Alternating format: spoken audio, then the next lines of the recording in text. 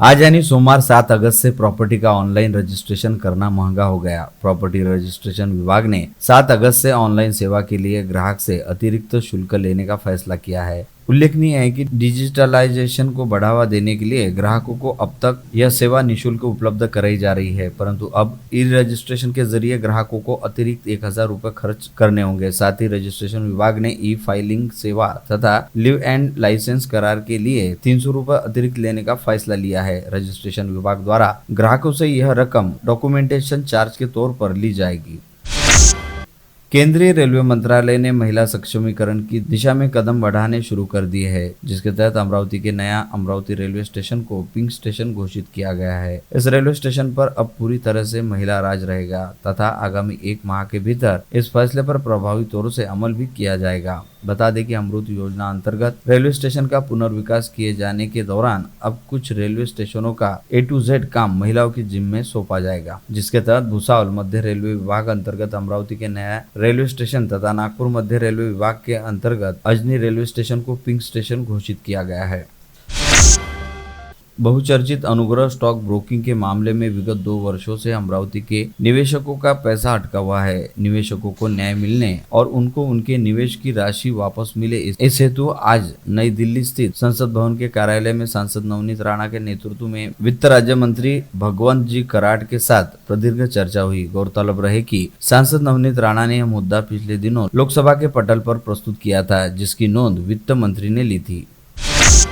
भाजपा विधायक और प्रदेश प्रवक्ता केशव उपाध्याय ने आज दोपहर दावा किया कि देश के प्रत्येक नागरिक को पूछने पर गत 9 वर्षों के दौरान बढ़िया काम होने का सकारात्मक उत्तर मिलता है। यह मोदी तथा भाजपा की सबसे बड़ी उपलब्धि है। 800 से अधिक योजनाएं देश भर में क्रियान्वित हो रही है। जनता मोदी शासन से खुश रहने का दावा उपाध्याय ने किया है। पार्टी संगठन की बैठक के संदर्भ में अमरावती आए उपाध्याय ने आज दोपहर श्रमिक पत्रकार भवन में मीडिया से बातचीत।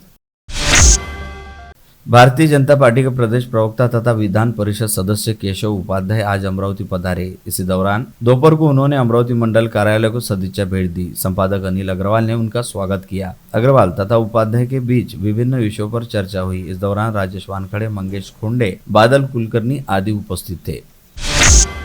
आजादी के अमृत महोत्सव के अवसर पर महानगर पालिका की ओर से मेरी माटी मेरा देश उपक्रम चलाए जाने की जानकारी मनपा आयुक्त देवीदास पवार ने सोमवार को बैठक दौरान मनपा कर्मचारियों को दी। बैठक में मनपा आयुक्त पवार ने बताया कि केंद्र सरकार की ओर से आजादी का अमृत महोत्सव उपक्रम यह 12 मार्च 2021 से शुरू हुआ था, जिसके बाद इस उपक्रम के समापन के रूप में मेरी माटी मेरा देश मुहिम की संकल्पना स्वतंत्रता के अमृत महोत्सव के रूप में मनाई जाएगी। अमरावती मनपा द्वारा यह उपक्रम 16 अगस्त से 20 अगस्त 2023 की कालावधि में मनाया जाएगा।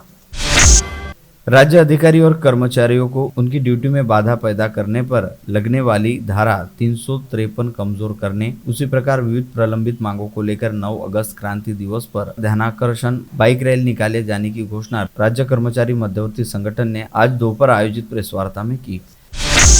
रतन इंडिया प्रकल्पग्रस्त करण छलिया पवार ने कंपनी के सिद्धू माधवन पर आरोप लगाकर 16 अगस्त से अनशन करने की धमकी दी है। पवार ने एसपी और जिलाधीश के हाथों से लिखी चिट्ठी दी है। वह 15 अगस्त के बाद जिलाधीश कार्यालय के सामने भूख हड़ताल शुरू कर देंगे। महाराष्ट्र औद्योगिक विकास निगम हेतु 1992 में औने पौने दाम पर ली गई किसानों की जमीन रतन इंडिया पावर कंपनी से वापस लेने की मांग प्रकल्पग्रस्तों ने जिलाधीश से निवेदन देकर की है। इन लोगों ने कहा कि सरकार के पास बार बार अपनी बात रखने पर भी कोई हल नहीं निकल रहा। संभाजी भिड़े पर देशद्रोह का केस दर्ज करने की मांग जिला मराठा महासंघ ने आज की। इस बारे में महासंघ के कार्याध्यक्ष भालचंद्र घोंगड़े के नेतृत्व में एक निवेदन भी कलेक्टर को दिया गया। समर्थ बहुउद्देशीय सामाजिक विकास संस्था ने आज जिलाधीश को निवेदन देकर फासे पारधी व घुमंतु समाज को शिविर आयोजित कर कागजात उपलब्ध कराने की विनती की है। प्रतिवर्ष 15 अगस्त को स्वाधीनता दिवस पर व 26 जनवरी को गणतंत्र दिवस पर बड़े अभिमान के साथ राष्ट्रध्वज तिरंगा झंडा फहराया जाता है, किंतु वही राष्ट्रध्वज शाम होते होते सड़कों पर कचरा पेटी में तथा नाली व गटर में भी कटी फटी अवस्था में पड़ा दिखाई देता है। ऐसे में राष्ट्रध्वज के अपमान को रोकने हेतु आवश्यक कार्यवाही की जाए, इस आशय की मांग हिंदू जन जागृति समिति द्वारा जिलाधीश को सौंपे गए ज्ञापन से की गई। मोर्शी तहसील के शिरखेट पुलिस थाना अंतर्गत कमलापुर गांव निवासी नंद कुमार भीमराव उमक खेतीबाड़ी करते हुए अपने परिवार का गुजर बसर किया करते थे, जिनके साथ कमलापुर में रहने वाले सुरेश उमक व गणेश शंकर उमक तथा इंफ्रा कंपनी के मैनेजर अशोक कुमार जैन व प्रतिनिधि सागर गायधने द्वारा आर्थिक धोखाधड़ी की गई थी, जिससे आहत होकर नंद कुमार उमक ने आत्महत्या कर ली थी। नंद कुमार उमक की मौत के लिए जिम्मेदार लोगों के खिलाफ कार्रवाई की जाए, इस आशय की मांग नंद कुमार के बेटे नीलेश उमक ने ग्रामीण पुलिस अधीक्षक अविनाश बारगल को सौंपे ज्ञापन द्वारा की है। अबू बकर नगर में रहने वाले अब्दुल अजीम अब्दुल रहीम ने नवसारी रिंग रोड पर डीपी रोड के अतिक्रमण को हटाने की मांग आयुक्त से की है। इस बारे में 10 मार्च 2021 के लोकशाही दिन में शिकायत देने का उल्लेख करते हुए उन्होंने निवेदन में कहा कि 2 वर्षों से अतिक्रमण नहीं हटाया गया। इरविन चौक स्थित डॉक्टर बाबा साहेब आम्बेडकर पुतला परिसर के सौंदर्यीकरण की जगह के मामले में उच्च न्यायालय में तारीख पर जाते कुछ संगठनों के कार्यकर्ता को आज दोपहर नागपुर के वाडी पुलिस द्वारा डिटेन किए जाने का समाचार है। यह कार्यकर्ता जल्द से जल्द जगह का मसला हल करने की मांग कर रहे हैं। अमरावती संभाग के 5 जिलों में 9 बड़े तथा 27 मध्यम और 245 छोटे प्रकल्पों में जल भंडारण की स्थिति अच्छी है। अब तक हुई बारिश के कारण इन जलाशयों में 65.5% उपयोगी जल भंडारण हुआ है। स्थानीय रायली प्लॉट स्थित अग्रसेन भवन में गत रोज अग्रवाल समाज की आम सभा का आयोजन किया गया था, जिसमें समाज की नई कार्यकारिणी का गठन करते हुए अध्यक्ष पद पर विजय शिव प्रसाद केडिया तथा सचिव पद पर अजय बंशीधर चौधरी की सर्वसम्मति से नियुक्ति की गई, जिसके उपरांत निवर्तमान पदाधिकारियों ने नवनियुक्त पदाधिकारियों को अपना पदभार सौंपा। राजस्थानी हितकारक मंडल के अध्यक्ष व अमरावती मंडल के संपादक अनिल अग्रवाल की प्रमुख उपस्थिति में आयोजित इस आम सभा में अग्रवाल समाज के निवर्तमान अध्यक्ष डॉक्टर रवि खेतान एवं किशोर गोयनका व विनोद अग्रवाल सरकीवाला भी मंचासीन थे। आम सभा में अग्रवाल समाज से संबंधित विभिन्न मुद्दों पर चर्चा भी की गई।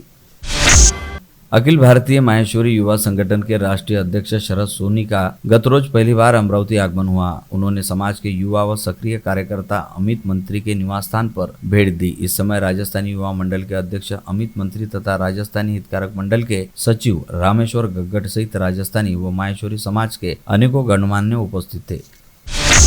Amravati CCTV and security dealers association ने सोमवार को शहर पुलिस आयुक्त से मुलाकात करते हुए सीसीटीवी सुरक्षा को लेकर जन जागृति करने का अनुरोध किया। हाल ही में जिला केमिस्ट एंड ड्रगिस्ट एसोसिएशन के चुनाव संपन्न हुए, जिसमें निर्वाचित होने वाले पदाधिकारियों ने गत रोज स्थानीय संत ज्ञानेश्वर सांस्कृतिक भवन में आयोजित एसोसिएशन की आम सभा में पदग्रहण करते हुए अपने अपने पदों का जिम्मा संभाला। पूर्व विधायक जगन्नाथ शिंदे की अध्यक्षता में आयोजित इस आम सभा व पदग्रहण समारोह में नवनिर्वाचित अध्यक्ष सौरभ मालानी व उनकी टीम के पदाधिकारी तथा निवर्तमान पदाधिकारियों सहित समूचे जिले से आए केमिस्ट व ड्रगिस्ट उपस्थित थे।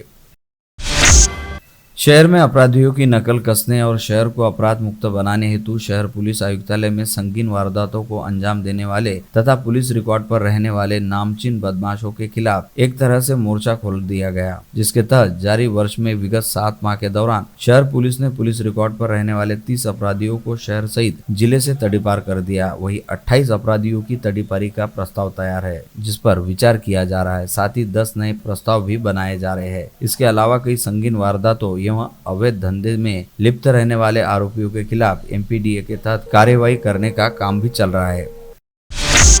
विगत शनिवार को अमरावती जिले में मोर्शी व धारनी पुलिस थाना क्षेत्र अंतर्गत गोवंश तस्करी के 2 बड़े मामले उजागर हुए, जिसके तहत मोर्शी पुलिस थाना क्षेत्र अंतर्गत 4 वाहनों में 24 गोवंश को लाद कर ले जाया जा रहा था। वहीं धारनी पुलिस थाना क्षेत्र अंतर्गत 2 वाहनों में 5-5 ऐसे 10 गोवंश लाद कर ले जाया जा रहे थे। दोनों ही मामलों में पुलिस ने गोवंश को सुरक्षित छुड़ाकर संरक्षण एवं पोषण के लिए गोरक्षण संस्थाओं में भिजवाया। वही गोवंश तस्करी में लिप्त वाहनों को जब्त कर लिया। मोर्शी थाना क्षेत्र में हुई इस कार्रवाई के दौरान 4 वाहनों के चालक भाग निकलने में सफल रहे। वही धारनी पुलिस थाना क्षेत्र अंतर्गत हुई कार्रवाई में 5 आरोपी पकड़े गए। वलगांव पुलिस थाना क्षेत्र अंतर्गत देवरी निपानी स्थित जिला परिषद शाला में गांव के ही रहने वाले ऋतिक अशोक सुखदेवे इसने फांसी लगाकर आत्महत्या कर ली। गांव के पुलिस पाटिल के जरिए जानकारी मिलते ही वलगांव पुलिस का दल मौके पर पहुंचा तथा पंचनामे की प्रक्रिया पूर्ण करने के उपरांत शव को पोस्टमार्टम के लिए अमरावती के जिला शवागार में भिजवाया।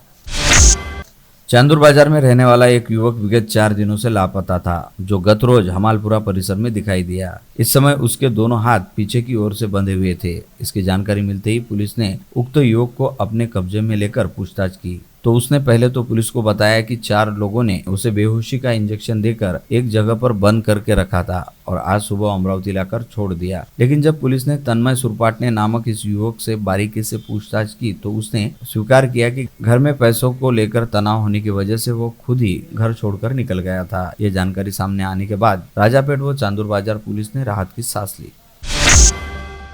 यवतमाल जिले में अतिवृष्टि की वजह से खेती किसानी का काफी बड़ा नुकसान हुआ है, जिसकी वजह से जिले में एक बार फिर किसान आत्महत्या का दौर शुरू हो गया। गत रोज मारेगांव तहसील के गदाजी बुरी व महेश दोगड़ा में 2 किसानों ने विष प्राशन किया, जिसकी वजह से एक किसान की मौत हो गई। वहीं दूसरे किसान की स्थिति गंभीर रहने के चलते उसे इलाज के लिए अस्पताल में भर्ती कराया गया।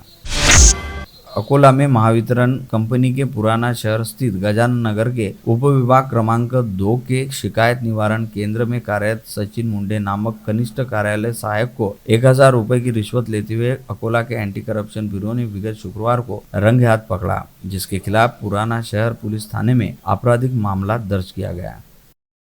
आप देख रहे थे मंडल न्यूज बुलेटिन। हमारे चैनल को लाइक करें, शेयर करें और हाँ, सब्सक्राइब करना ना भूलें। कल होगी आपसे फिर मुलाकात, तब तक के लिए धन्यवाद।